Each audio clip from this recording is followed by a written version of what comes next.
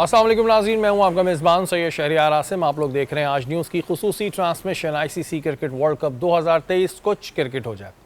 आज न्यूजीलैंड और इंडिया के दरमियान मैच हुआ। दोनों टीमें थीं जो अब तक एक भी मैच नहीं हारी थी। इंडिया ने टॉस जीतने के बाद न्यूजीलैंड को बैटिंग का मौका दिया। न्यूजीलैंड ने बैटिंग करते हुए 50 ओवर्स में 273 रन स्कोर किए और इंडिया ने 48 ओवर्स में 274 रन स्कोर किए 6 खिलाड़ियों के नुकसान पे। बात ये हो रही थी कल जब हम एंडिंग कर रहे थे कि आतिफ ने कहा था कि जी इंडिया हार जाएगा। नसीम भाई, इंडिया के हारने की बात हो रही थी और इंडिया ने एक बड़ी ज़बरदस्त परफॉर्मेंस दी। क्या कहेंगे आज के मैच के बारे में? शरीफ भाई, इंडिया एक कंप्लीट टीम दिखाई दे रही है। देखिए, इसकी सबसे बड़ी एग्जांपल आप ये ले सकते हैं कि मोहम्मद शामी जो उनके रिजर्व थे, अभी तक उनको मौका ही नहीं मिल रहा था। वो आज के मैच में आए, उस मैच में कि जिसमें विराट कोहली ने 95 किया, जिसमें रोहित शर्मा ने शानदार बैटिंग की, लेकिन वो मैन ऑफ द मैच बनकर गए। वो 5 आउट करके गए। ये उनकी बेंच स्ट्रेंथ है। जो उनकी टीम खेल रही है, वो जिस कंडीशन में आज उनका धर्मशाला में मैच था, थोड़ी सा बाउंसी ट्रैक होता है, ये जगह भी जो है वो थोड़ी हिल स्टेशन है, तो वहाँ पे जैसी वो टीम चाहते हैं अपनी मर्ज़ी से खिला रहे हैं और वो परफॉर्म करके दे रहे हैं। फिर दूसरी चीज़, विराट कोहली। हम बार बार विराट कोहली के बारे में डिस्कस करते रहे। विराट कोहली जिस अंदाज से इस वक्त क्रिकेट खेल रहे हैं, वो एक बहुत बड़ा फ़र्क बने हुए वर्ल्ड क्रिकेट के लिए। देखें, हमने बहुत सारे बैटर्स को देखा है, वो कोई बहुत तेज़ खेल लेता है, कोई थोड़ा स्लो खेल लेता है, लेकिन इनमें दोनों खूबियाँ मौजूद हैं। ये जब छक्का मारना होता है, ये छक्का भी मार लेते हैं। और आज भी बड़ी बैड लग रही, वरना 5 रन और करते तो एक और सेंचुरी होती है, फिर वो सारे तेंदुलकर से ज़्यादा सेंचुरी होती है। अब बराबर कर देते, बिल्कुल 49 सेंचुरीज का आज रिकॉर्ड रह गया। लेकिन वो ये जिस तरह की बैटिंग कर रहे हैं, वो एक कहावत नहीं है, बकरे की माँ कब तक खैर मनाएगी। बिल्कुल। तो ये शायद इतने रन्स करके चले जाएंगे जो ये जिस तरह से अब भी खेल रहे हैं, तो वो शायद उसके बाद फिर बहुत ही मुश्किल होगा। इंशाल्लाह बाबर हमारे, हम उम्मीद यही करते हैं। उम्मीद तो हम बहुत सारी चीज़ों की नसीब ही करते हैं। अभी अगर बात करें न्यूजीलैंड की, तो न्यूजीलैंड की भी 2 विकेटें शुरू में जल्दी गिर गई थी, लेकिन उसके बाद एक लंबी हमें पार्टनरशिप नजर आई रविंद्रा और मिचेल के दरमियान। मिचेल की भी अगर हम बात करें तो बहुत आउट क्लास उनकी परफॉर्मेंस थी और एंड में मतलब वो उन्होंने विकेट दे दी। अगर और ओवर्स होते तो उनके 150 उनके भी क्रॉस कर जाते। देखिए, वो तो जो है वो मेरे ख्याल 350 रन 350 रन बनाने जा रहे थे। एक वक्त में उनकी पोजीशन ऐसी थी जब 236 रन उन्होंने स्कोर कर लिए थे, 14 ओवर बाकी थे। उस वक्त उनकी विकेटें भी थी जो बाद में एकदम से गिरना शुरू हो गई। वरना तो यहाँ पे कमबैक जो अगर मोहम्मद शामी को मैन ऑफ द मैच दिया गया, वो इसी वजह से दिया गया कि उन्होंने इस जगह पे कमबैक कराया, क्रूशल मौके पे। जो आगे के 50 रन रोके उन्होंने आके, वही इस मैच का सबसे बड़ा फैक्टर है। देखें ना, इनके अगर टॉप ऑर्डर आप देखते हैं तो रोहित शर्मा क्या फॉर्म में। देखिए, बड़ा बैटर वो होता है कि जो बड़े इवेंट के अंदर फॉर्म में दिखाई दिए। 2019 वर्ल्ड कप में रोहित शर्मा ने 5 सेंचुरियाँ स्कोर की थी। वर्ल्ड कप, एशिया कप से पहले लोग उनकी फॉर्म के ऊपर बात कर रहे थे कि रोहित शर्मा की फॉर्म बहुत ख़राब चल रही है, क्या रोहित शर्मा को बाहर बिठा दें, ये बातें हो रही हैं। लेकिन बड़ा प्लेयर, बड़े मैच, बड़ा इवेंट, बड़ा ओकेजन, वहाँ जाके परफॉर्म करता है। और ये हमने देखा कि जिस तरीके से परफॉर्मेंस आज ज़बरदस्त किस्म की रही रोहित शर्मा की। देखिए, रोहित शर्मा अपनी टीम को एक फेयरलेस आगाज़ फराहम कर रहे हैं। वो एक ऐसी बुनियाद रख के दे रहे हैं अपनी टीम को कि जिसके बाद आपकी टीम को एक तो रोल मॉडल मिल गया कि देखो यार खेलने का अंदाज क्या है। फिर वो खुद भी लीडर है, फिर वो हर मैच में आपको करके देता है। वो अपने पर्सनल माइलस्टोन्स के लिए तो खेल ही नहीं रहा, जिससे हम अमूमन सेल्फिश क्रिकेट कहते हैं कि सेल्फिश क्रिकेट नहीं खेल रहे। वो अपने 50 के लिए नहीं खेल रहे, वो अपने 100 के लिए नहीं खेल रहे। विराट कोहली को जो पिछला मैच खेले थे उसमें भी आप ज़ाहिर इंडिया आराम से मैच जीत रहा था, तो उनको मौका दिया गया कि आप सेंचुरी स्कोर करें। आज भी विराट को मौका मिल गया था। आज जितने रन चाहिए थे उतने ही उन्हें अपनी सेंचुरी के लिए रन चाहिए थे, लेकिन बाउंड्री पे कैच आउट हो गए वो। लेकिन वंडरफुली, नो डाउट इंडिया इस वक्त रुकने का नाम नहीं ले रहा है। और बात हम वही करते हैं कि जो परफॉर्मेंस अच्छी देगा उसकी तारीफ हम करें ना करें, लोग करते हैं, तो ज़ाहिर है फिर हम भी करेंगे जो अच्छा परफॉर्म कर रहा है। आतिफ, आपको कल ऐसा क्या लगा था? क्या आपको ऐसा हुआ था जाते जाते आपने एक शोशा छोड़ा था जिसपे जो इंडिया के सोशल मीडिया के हमारे सार्फिन है वो बड़ा नाराज़ हो रहे थे और बहुत बुरा भला भी कह रहे थे आपको कि आप क्यों बोल रहे हैं इंडिया हारेगा? क्या ऐसा आपको लगा था कि इंडिया हारेगा पर आज तो आउट क्लास परफॉर्मेंस 150 पे आउट हो जाएगा। हाँ 150 पे पता नहीं आपने क्या कह दिया था, बड़ा नाराज हुए हैं वो लोग। जी बिल्कुल बात बजाया। देखिए आज इंडिया ने गुस्सा हमारी टीम पे निकलेगा, आपको पता है ना, इस तरह और हम पे निकल रहा था सोशल मीडिया पे उनका। इंडिया ने आज माशाल्लाह बहुत आउट क्लास क्रिकेट खेली है थ्रू आउट, यानी कि अभी तक खेलता चला आ रहा है। जो आज के मैच में अगर आप देखें तो वो नसीम भाई वाली बात की, आप रिजर्व प्लेयर को भी लेकर आए हैं तो उन्होंने आज 5 आउट किए मोहम्मद शामी ने। तो ये होती है बड़ी टीम की निशानी। और जिस तरह रोहित अपनी टीम को लीड कर रहे हैं फ्रंट पे, क्योंकि वो एक जब बैटिंग हो, मोस्टली आप देखें आज इनका 5वां मैच था और 5 मैच इन्होंने चेस किए हैं। ये सबसे मेन चीज़ है कि सब मैच वो चेस कर रहे हैं। और मज़े की सबसे ये बात ये है कि उनकी 4 से 5 विकेटों के बाद की बारी नहीं आ रही है, वो ऊपर से ही रन हो रहे हैं। तो ये एक सबसे अच्छी टीम की निशानी है, क्योंकि ऊपर से स्टैंड आपको मिल जाता है, जो रोहित शर्मा दे रहा है या गिल दे रहा है। उसके बाद फिर किंग कोहली की तो फिर आउट क्लास, यानी नो डाउट। और इस पे एक सारे सवाल ये बनता है, क्योंकि ज़ाहिर है आज इंडियन टीम की बात हो रही है कि नसीम भाई, अगर हम बात करें तेंदुलकर की, कि तेंदुलकर ज़्यादा बड़े खिलाड़ी थे या फिर विराट कोहली? देखिए एरा भी चेंज है थोड़ा सा, लेकिन बहुत एरा में फ़र्क नहीं है। तेंदुलकर जब जा रहे थे तो विराट कोहली आ रहे थे, बस इसी तरीके से हम इसको ले सकते हैं। तो कोई बहुत बड़ा फ़र्क नहीं है काफ़ी। लेकिन तेंदुलकर और विराट कोहली में जो बड़ा फ़र्क है वो मैच विनर है। देखिए तेंदुलकर ओपनर बाद में बने थे, उससे पहले वो मिडिल ऑर्डर में बैटिंग करते थे। तेंदुलकर के बैक पे इतनी मैच विनिंग नॉक नहीं होंगी कि वो जाएं और जाके जो है ना वो मैच को उस जगह पे छोड़कर आएँ कि अब तो ये मैच जीत ही गए हैं, ऐसे कम था। और मैच फिनिश उनसे उस तरीके से नहीं हो सका। एक मरतबा तो ऐसा मैच था 16 रन रह गए थे, तो सकलैन मुश्ताक को मार रहे थे स्वीप, उसमें एज लग के कैच हुए और उसके बाद पाकिस्तान वो टेस्ट मैच जीत गया। 16 रन नहीं बनाने दिए पाकिस्तान के बॉलर्स ने, सकलैन मुश्ताक थे, वसीम अकरम आके उन्होंने ख़त्म कर दिया।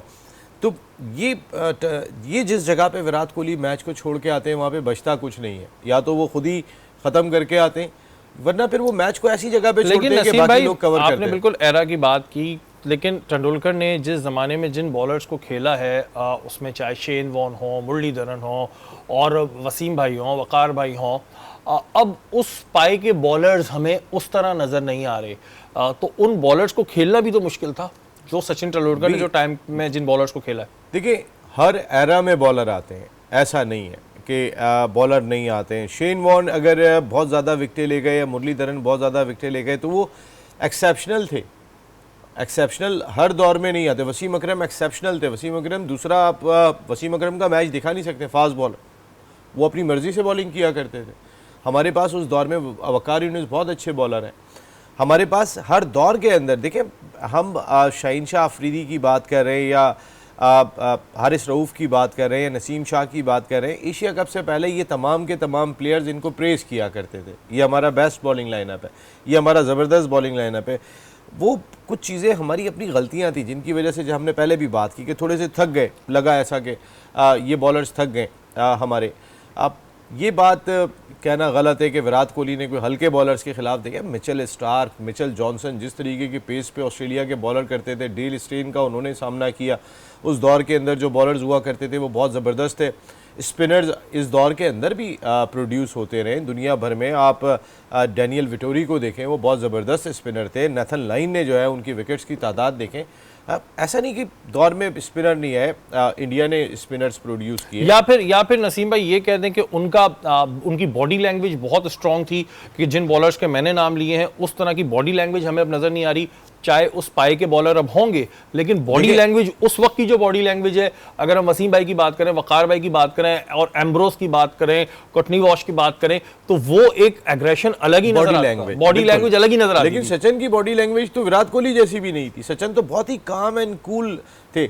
बड़ा मज़ेदार सीन था कि जब शोएब अख्तर ने अपनी किताब की लॉन्चिंग की थी इंडिया में, तो उन्होंने उस किताब के अंदर लिखा था कि मुझे एक जगह पे ऐसा लगा कि सचिन तेंदुलकर मुझसे डर गए, अंपायर ने आउट नहीं दिया था, वो पहले ही चलना शुरू हो गए थे। उस पर एक हंगामा खड़ा हो गया था, इंडिया का मीडिया पीछे लग गया कि सचिन तेंदुलकर को आपने कह दिया। और आप यकीन माने, जिस वक्त शोएब अख्तर गेंदें किया करते थे ना, आई विटनेस जितने भी होंगे ना वो बोलेंगे सचिन तेंदुलकर ही नहीं, जिस वक्त उनकी पीक थी 1999 वर्ल्ड कप में, वो इतनी तो जंप मारा करते थे, बहुत सुपर फिट थे। और वो आके हाथ भी उनके थोड़ा सा, उनको एक चांस मौजूद था मेडिकल रिपोर्ट के तहत, तो कौन नहीं डरता था, अच्छे अच्छे ब्रायन लारा से लेके सबको उन्होंने जो गेंदें मारी हैं वो कमाल ही किया था, तो उनसे तो सभी डरते थे। बिल्कुल जी, बॉडी लैंग्वेज भी एक बड़ा इंपॉर्टेंट रोल प्ले करती है कि ज़ाहिर बॉलर आए और बैट्समैन जो है वो डरने लगे, तो ये जो होती है बॉलर की जीत होती है। और भी बहुत सारे सवाल हैं, लेकिन यहाँ वक्त हो चुका है एक ब्रेक का। ब्रेक के बाद हाजिर होता हूँ।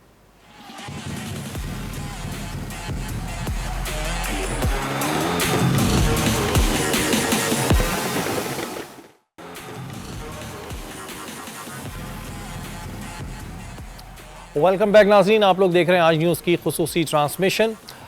कल एक बड़ा इंपॉर्टेंट मैच है जो कि है पाकिस्तान और अफगानिस्तान के दरमियान। पाकिस्तान ने अब तक 4 मैचेस खेले, 2 जीते और 2 हारे। नसीम भाई, कल हमारा 5वां मैच है और चेन्नई स्टेडियम में है, और कहते हैं कि ये स्पिनर्स के लिए एक बड़ी अच्छी उनकी पिच मानी जाती है चेन्नई की। कैसा देखते हैं कल के मैच को, क्योंकि अफगानिस्तान के स्पिनर्स खासतौर पर राशिद एक बड़े डेंजर स्पिनर हैं और भी उनके स्पिनिंग डिपार्टमेंट बहुत अच्छा है। कल के मैच को कैसा देख रहे हो? देखिए, एम.ए. चिदम्बरम स्टेडियम चेन्नई में जो मैच खेला जा रहा है, ये चौथा मैच होगा। लेकिन अगर अल्लाह ना करे कल अगर मैच हमारे लिए बहुत इंपॉर्टेंट है, वरना हमारी वर्ल्ड कप की कैंपेन धर्म भरम हो जाएगी इस स्टेडियम के अंदर। बहुत ही अहम मैच है पाकिस्तान क्रिकेट टीम के लिए। अगर मैं ये कहूँ कि इस वर्ल्ड कप का अब तो ये सबसे इम्पॉर्टेंट मैच बन गया। अगर हम सेमीफाइनल फाइनल में नहीं जाते हैं इंशाल्लाह, वो तो एक अलग चीज़ होगी, लेकिन ये बड़ा मैच बन गया है पाकिस्तान के लिए। 2 मैच हारने के बाद, ख़ास तौर पे पिछले हम 2 मैच जीत के आ रहे थे, तो हम इस वक्त वर्ल्ड कप की कैंपेन में है। ये पिच थोड़ी सी मुख्तलिफ है, इतने हाई स्कोरिंग मैचेस नहीं होते यहाँ पे। आपको याद होगा इंडिया और ऑस्ट्रेलिया का मैच भी यहीं खेला गया था कि जहाँ पर 190 प्लस रन स्कोर किए थे ऑस्ट्रेलिया ने और 2 रन पे 3 आउट कर लिए थे। फिर उसके बाद विराट कोहली का एक डॉली कैच छूट गया था और वो रन्स बनाने में कामयाब हो गए थे। तो आपने चांसेस अवेल करने कल के मैच में। हमारी फील्डिंग डिपार्टमेंट में बहुत ज़्यादा लूप्स दिखाई दी हैं, कैचेस हमने क्रूशल मौके पे छोड़े हैं। थोड़ा सा चार्ज अप होके कल मैदान में पाकिस्तान क्रिकेट टीम को उतरना होगा, क्योंकि इस ग्राउंड में इस कंडीशन में खेलने का एक्सपीरियंस अफगानिस्तान को हमसे ज़्यादा है। वो पिछला मैच यहीं पर ही खेले थे न्यूजीलैंड से, जो वो हारे थे। तो और फिर पाकिस्तान को ट्रिकी पिच कहते हैं इसको इंडिया में भी। पाकिस्तान ने नेक्स्ट मैच 27 तारीख को साउथ अफ्रीका के ख़िलाफ़ इसी ग्राउंड में खेलना है। तो पाकिस्तान को बहुत ही इम्पॉर्टेंट ये मैच है। देखिए, फ़िक्र है इस वक्त कुछ खिलाड़ियों के हवाले से। ऐसा नहीं था कि हमने ऑस्ट्रेलिया के ख़िलाफ़ बहुत ही बुरी क्रिकेट खेली थी, हम पैचेस में अच्छी क्रिकेट खेल रहे हैं। हम जब सामने वाली टीम होती है उसको लास्ट ओवर्स में रोकते हैं जाके, हम जो काम हमें शुरू में कर लेना चाहिए। अनफॉर्चुनेट था कि शुरू में शहनशाह अफरीदी ने आपको चांस दिलाया था, बहुत ही डॉली कैच था जो उसामा से ड्रॉप हुआ वार्नर का। फिर वार्नर ने ऐसी वार्निंग दी हमें कि जितने रन उन्होंने स्कोर किए थे वो सब हम देखते चले गए। मैंने कहा ना, कैचेस बहुत इंपॉर्टेंट है। ऑस्ट्रेलिया विराट कोहली का कैच छोड़ के इसी ग्राउंड में मैच हारा था, वरना तो उन्होंने 11-12 मेरा ख्याल है 22 रन पे विराट कोहली को भी आउट कर लिया था। तो 4 आउट कर लिए थे, वो मैच ग्रिप कर गए थे। फिर ऑस्ट्रेलिया जिस हॉस्टाइल अंदाज में आता है, कल उन्होंने जो हमारे खिलाफ परसों कम बैक किया 2 दिन पहले, वो हम सब ने देखा है। अगर हमने चांस दिया अफगानिस्तान को, बहुत ही डिफ़िकल्ट होगा। और मेरे ख्याल में पाकिस्तान पहले बैटिंग करे। देखिए, अफगानिस्तान को पहले बैटिंग दी, उनका कोई एक भी बैटर अगर खुल के खेलते हैं, वो गुरबाज वगैरह अच्छी फॉर्म में बिल्कुल, अगर उनका जो ओपनर गुरबाज है वही अगर आउट हो जाए तो फिर उन पे भी मैंने देखा है कि फिर वो प्रेशर में आ जाते हैं, फिर उनकी भी विकेटें गिरने लगती हैं। हाँ, क्योंकि हमने एक चीज़ देखी है, पाकिस्तान क्रिकेट टीम बॉलिंग में जब शुरू में आउट नहीं कर पाए या थोड़ा प्रेशर नहीं डेवलप कर पाए, तो उसके बाद थोड़ा सा रिलैक्स बॉडी का एटीट्यूड हो जाता है। हम ये अफोर्ड नहीं कर सकते। अगर उनका कोई एक बैटर आपको, अफगानिस्तान ने इस पिच के ऊपर 250 प्लस टास्क दे दिया तो बहुत ही डिफ़िकल्ट होगा पाकिस्तान के लिए। 250 भी? हाँ, 250 भी इस पिच के ऊपर मुख्तलिफ होगा। लेकिन अगर पाकिस्तान ने 250 दिया तो उनका इतना एक्सपीरियंस नहीं है बैटिंग का, चेस का ख़ास तौर पे नहीं है। तो पाकिस्तान के चांसेस इस टीम के ख़िलाफ़ में, पर्टिकुलर अफगानिस्तान जिनका कोई बहुत ज़्यादा एक्सपीरियंस नहीं है ओडीआई क्रिकेट में, पाकिस्तान उनको चेस पर ही लेकर जाए। और चेस पे हमने देखा हमारी बॉलिंग भी जो है वो शुरू में विकेट लेके देती है। लेकिन कल ग्राउंड में आपको बड़ा एक एग्रेशन नज़र आएगा। ऐसा लगेगा कि इंडिया पाकिस्तान का ही मैच हो रहा है। परफॉर्मेंस वाइज की मैं बात नहीं कर रहा, लेकिन एग्रेशन अफगानिस्तान का बहुत होता है। जब भी वो पाकिस्तान से खेलते हैं तो कुछ अलग ही उनकी बॉडी लैंग्वेज होती है। आतिफ, क्या स्ट्रैटेजी रखनी चाहिए? नसीम भाई ने तो ये उनको मशवरा दे दिया कि भाई ठीक है, आप लोग बैटिंग पहले करें और उनको एक अच्छा टारगेट दें, 250 टारगेट गो के इस वर्ल्ड कप में इतना ज़्यादा नहीं माना जाता, लेकिन जो स्टेडियम की सिचुएशन है इसमें अगर 250 से ऊपर का टारगेट जाता है तो उनको प्रॉब्लम होगा। आप क्या समझते हैं, क्या स्ट्रैटेजी रखनी चाहिए? देखिए अभी इस वर्ल्ड कप में मोस्टली जो है वो टॉस बहुत वाइटल है। सबसे मेन चीज़ जब टॉस होती है तो उसके बाद फिर वो डिसीजन के ऊपर है कि क्या है, अल्लाह करे हम टॉस जीते और कल हम पहले बैटिंग करें और उनको चेस का मौका दें। लेकिन एक आतिफ, इस टूर्नामेंट के स्टैट्स बड़े ज़बरदस्त हैं।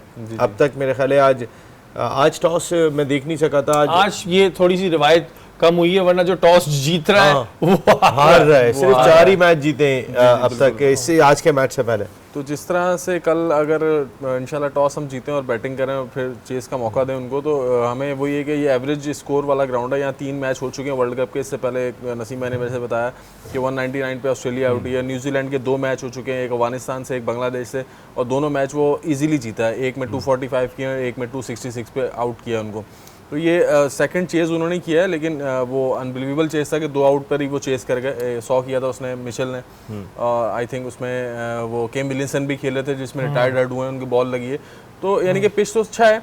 अब ये देखें टॉस आप भी कहते हैं कि टॉस अगर जीतते हैं तो फिर बैटिंग हो जाएगा। बैटिंग सेट बदलें। देखें जी, माइंड सेट बदलें। आज न्यूजीलैंड ने अगर ये रन स्कोर किए, खास तौर पे उन्होंने अटैक किया इंडिया के सबसे बेहतरीन बॉलर पे, उन्होंने कुलदीप पे अटैक किया। आज कुलदीप ने 73 रन दिए, 2 आउट ज़रूर किए उन्होंने, लेकिन ये माइंडसेट उनका है कि सेटल नहीं होने दो। आपने भी कुछ ऐसे प्लान करने, आप राशिद को बिल्कुल शेल में चले जाते हैं।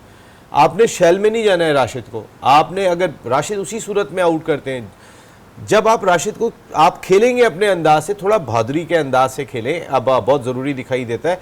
फिर बाबर आजम भाई, आप नहीं, लेकिन वसीम अकरम का एक बयान आया है कि बाबर ने अभी कोई काफी अरसे से कोई बड़ा मैच नहीं जितवाया। ये वसीम भाई ने बयान दे दिया है 4 साल से। 4 साल से आज की बात नहीं की है उन्होंने। 4 आप साल से तेंदुलकर के बाद बड़ा मैच ना नहीं बने, तेंदुलकर ना बने, आप कोहली की तरह हैं। बिल्कुल आपको अपने अंदाज को बदलना होगा। बाबर साहब अब नहीं तो कब? हर आदमी आपकी बात कर रहा है। आप उन्होंने सही स्टेटमेंट दी। बहुत से क्रिकेटर ये स्टेटमेंट दे देते हैं बाबर बड़े मैच के खिलाड़ी हैं। तो मुझे ये पूछना था नसीम भाई, बड़ा मैच कब है हमारा, कब होगा बड़ा मैच? भाई मेरे ख्याल में कई बड़े मैच अभी रिसेंट पास्ट में आपको गिनवाता हूँ। इंडिया का मैच था, ऑस्ट्रेलिया का मैच था। इंडिया से आपने एशिया कप में खेला, आपने जो 151 रन स्कोर किए थे अगेंस्ट नेपाल, उसके बाद से 7 मैचों में आप 139 रन स्कोर कर सके 19 की एवरेज से। बाबर आजम साहब, ये कौन सा स्टैंडर्ड है?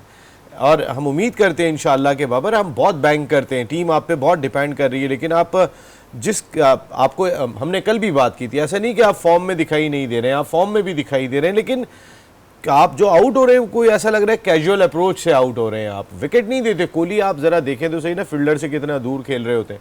आपका शॉट अच्छा होता है जहाँ हाथ में रहे।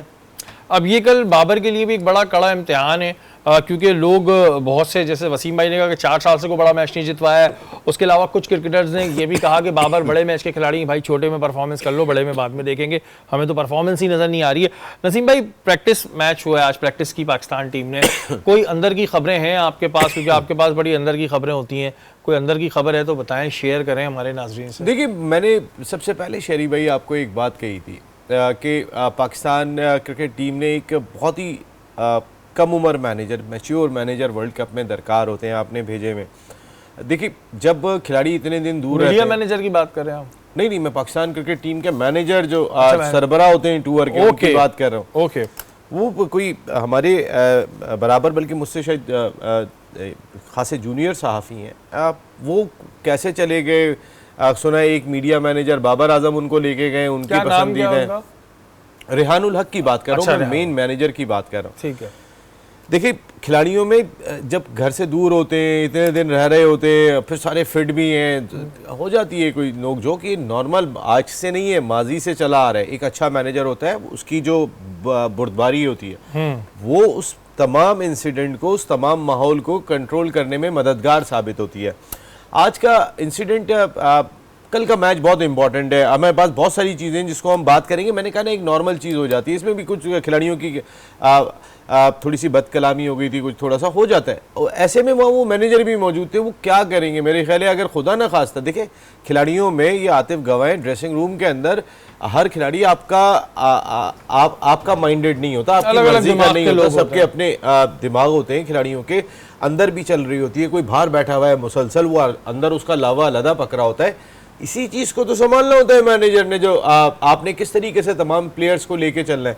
आज का इंसिडेंट भी जो है वो मैं सिर्फ अपनी टीम को और वहाँ पे मैनेजमेंट को ये पैगाम ज़रूर दूंगा कि आप इंडिया में बैठे हुए तो यहाँ कराची में भी लोग अपडेट हैं, हम कोई चीज़ ऐसी करना नहीं चाहते। कल आपका बहुत ही क्रूशल मैच है। कल मैच के बाद फिर नसीम भाई बताएंगे, नसीम भाई के पास खजाना बहुत सारा जमा है, लेकिन नसीम भाई अभी इस वजह से नहीं बता रहे, कल एक इंपॉर्टेंट मैच है हमारे लिए। और नसीम भाई फिर दूसरी बात ये कि जिस टीम का चेयरमैन के अंडर में टीम ना आ रही हो, फिर उसमें हम मैनेजर में क्या बात करें कि जब आपने खुद ही बताया था कि पीसीबी के चेयरमैन को कह दिया था यार फोन है बाद में बात करता हूं। आपने इतना नॉन सीरियस लिया अपनी इस कैंपेन को, जो आपको दो लड़कों ने कह दिया बस ये मैनेजर ठीक है तो आप वो हर चीज मानते चले गए। यहाँ भी दोस्ती यारी चल गई। यहाँ वक्त हुआ एक ब्रेक का, ब्रेक के बाद हाजिर होता है।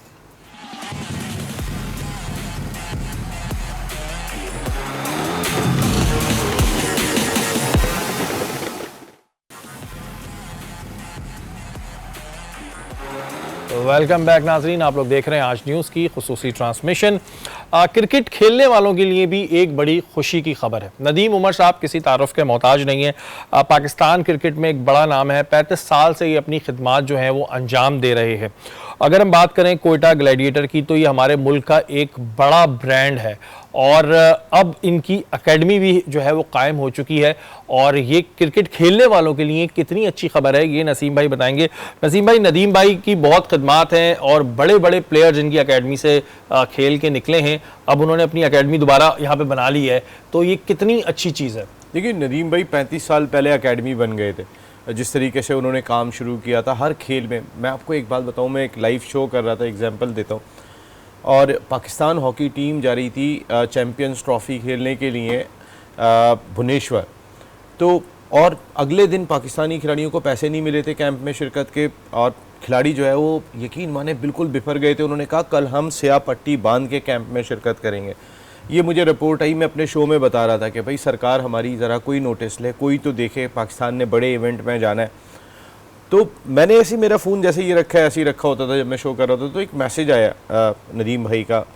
उसमें उन्होंने लिखा कि भाई हम पाकिस्तान हॉकी टीम को भेजेंगे, हमारे मुल्क का नाम ख़राब नहीं होगा। हाँ, तो मैं इतना सरप्राइज़ हुआ फिर, और उसके बाद मैंने फिर जब ब्रेक लिया मैं उनको फ़ोन किया, मैं कहा कि नदीम भाई, नसीम भाई, पाकिस्तान का नाम ख़राब नहीं होना चाहिए, तो सच्चे पाकिस्तानी है, मोहब्बत करते हैं इस मुल्क के साथ। आज से नहीं, देखें बहुत सारे लोग आपको मुख्तलिफ जगहों पे दिखाई देंगे, लोग दावे भी करते हैं, उन लोगों ने भी बहुत एफर्ट किया, लेकिन ये सारे के सारे जो बचपन से तो नदीम भाई के साथ खेल के निकले हैं, ये नर्सरी बहुत पुरानी है। देखें जिस ग्राउंड में इनकी एकेडमी बनी है, इनका क्लब जो प्रैक्टिस करता है ना, वो भी ऐसा लगता है कि एकेडमी है। इतने बच्चे, पूरे शहर का बच्चा, 70% 80% बच्चा शहर का, बहुत बड़ी बात होती है, वो चाहता है मैं इनके क्लब से खेलूँगा। आप कराची जो एशिया की सबसे बड़ी नर्सरी है उसके भी चीफ हैं। अच्छा नसीम भाई, ये जो एकेडमी है इसमें क्या हर सतह की, मतलब या तो कोई एज लिमिट है, अंडर, इसका भी वही तरीक़ेकार होगा, अंडर 14, अंडर 16, अंडर 19, या फिर सिर्फ अंडर 19? थोड़ा सा बताइएगा, क्योंकि बहुत से ऐसे बच्चे हैं जिनमें टैलेंट बहुत है बट उन्हें सही रास्ता नहीं मिलता है कि वो कहाँ से जाएँ बेचारे, और फिर वो मिक्स हो जाते हैं, उस तरह उनको ट्रेन नहीं हो पाते वो। देखिए मोइन भाई कल आए थे, हेड कोच है मोइन खान, और उन्होंने एक बात कही, कहने लगे कि नदीम भाई कराची के किसी भी हिस्से में बना सकते थे, लेकिन उन्होंने KCCA में इसलिए बनाई कि मेट्रोविल और दीगर जो गरीब इलाके हैं उनके बच्चे आ सके। ये नो प्रॉफिट नो लॉस के ऊपर काम हो रहा है, वरना अकेडमी के बहुत ठीक ठाक पैसे चार्ज होते हैं।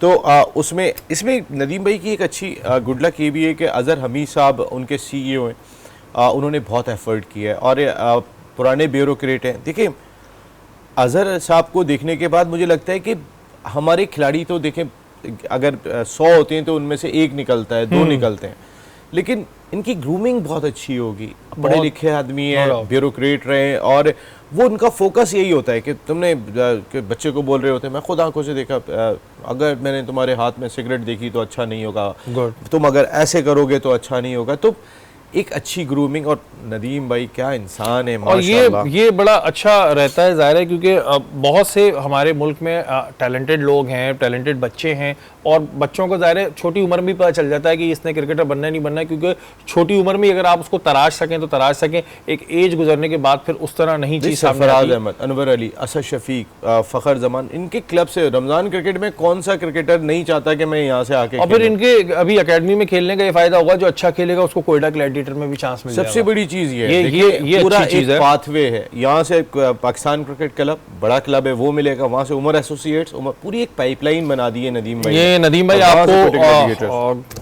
गुड लक कि आप इस तरह ही काम करते रहें और इस तरह हमें अच्छे अच्छे प्लेयर्स जो हैं वो प्रोड्यूस करके देते रहें। कल बड़ा इंपॉर्टेंट मैच पाकिस्तान अफगानिस्तान का, पूरी कौम की दुआएं हैं कि भाई हम जीतें, हर हाल में जीतें, और एग्रेशन आपको बहुत नज़र आएगा ग्राउंड के अंदर, वो तो हम आपको पहले ही बता चुके हैं। आतिफ, क्योंकि टाइम कम है, कुछ मशवरा पाकिस्तान क्रिकेट टीम को देना चाहेंगे आप? बाबर के लिए स्पेशली मशवरा है कि बाबर मशवरा भी और दुआएं भी हैं। बाबर जो है वो टीम को लीड करें फ्रंट से, और जो कमी रह गई है वो पिछली अपनी बैटिंग के परफॉर्मेंस से और प्लस टीम की परफॉर्मेंस को उसको पूरा करें। और कल ये मैच आपके लिए इजी मैच और बड़ा मैच भी है, हमें जीतना लाजमी है, तो मेरे हिसाब से इनको ये जीतना चाहिए। इंशाल्लाह जीतना चाहिए। कोई चेंजेस करनी चाहिए कल के मैच में, या ठीक है बस अगर उतर जाएंगे ground में? ट्रिकी पिच है, अगर वहाँ पे आप क्या 3 स्पिनर्स के साथ जा सकते हैं, ये देखना होगा। और अपनी बॉडी लैंग्वेज बदलें, थोड़ा सा माइंडसेट बदलें, जो ज़रूरी दिखाई देखिए शहरी भाई, इस वक्त का एक सबसे बड़ा स्टैट्स ये है, पाकिस्तान का ही बैटर है जिसने अब तक वर्ल्ड कप में सबसे ज़्यादा डॉट बॉल्स खेली हैं, वो रिजवान है। और पाकिस्तान का ही बॉलर है हारिस रऊफ, जिसे सबसे ज़्यादा छक्के लगे हैं, वो 11 है। हम पावर प्ले में एक छक्का नहीं मार सकें, लेकिन नेगेटिव रिकॉर्ड हमारे साथ ज़्यादा जुड़ते हुए दिखाई दे रहे हैं। इन सबको कवर करने की बहुत ज़रूरत है। और कल के लिए एक दफ़ा फिर पाकिस्तान टीम के लिए बहुत सारी दुआएं, और हम ये दुआ करते हैं कि जब कल हम इस वक्त यहाँ पे ट्रांसमिशन कर रहे हो तो अपनी टीम की तारीफ़ कर रहे हो, हम ये बोल रहे हो कि जी पाकिस्तान ने बड़ा ज़बरदस्त कमबैक किया है। कल इंशाअल्लाह ताला दोबारा मुलाकात होगी। अपने मेज़बान सैयद शहरियार आसिम को इजाज़त दीजिए। पाकिस्तान जिंदाबाद।